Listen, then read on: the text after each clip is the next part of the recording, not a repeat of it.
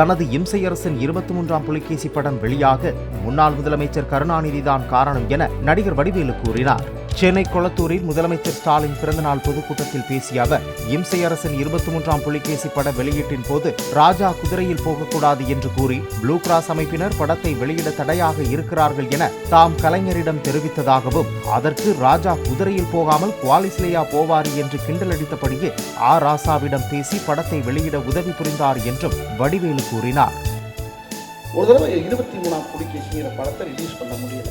அப்போ கலைஞர் ஐயாட்ட போயிட்டு ஃபோன் பண்ணி கேட்குறேன். ஃபோன் போட்டால் உடனே எடுப்பார். எடுத்து அவர்கிட்ட சொன்னேன், ஐயா உங்களை வந்து பார்க்கணும் தலைவரே அப்படின்னு. என்னடா வடிவேலு, என்ன பிரச்சனை, எதுவும் பிரச்சனையா? ஒன்றும் இல்லை, அந்த புலிகேசி படம் ரிலீஸ் பண்ண விட மாட்டேங்கிறாங்க, ராஜா குதிரையில் போகக்கூடாதுங்கிறாங்க. அது ஏதோ புழுக்கிராசில் ஏதோ பஞ்சாயத்தான், ராஜா குதிரையில் போகாமல் குவாலிஸ்லேயாடா போவார். சமூனதா அந்த ராஜாவுக்கு போடியா அப்படின்னா நம்ம ராஜாவுக்கு போட சொன்னாங்க. அவன் போட்டவுடனே ஏயோ ராஜா குதிரையில் போகக்கூடாதுங்கிறாங்களாம் இல்லையா,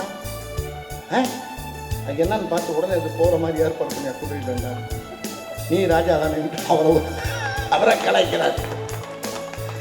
ஒரு வாரத்தில் அந்த படத்தை ரிலீஸ் பண்ண வச்சது 23ஆம் புலிகேசி. இம்சையரசன் 23ஆம் புலிகேசியை ரிலீஸ் பண்ண வச்சது ஐயா டாக்டர் கலைஞர் அவர்கள்.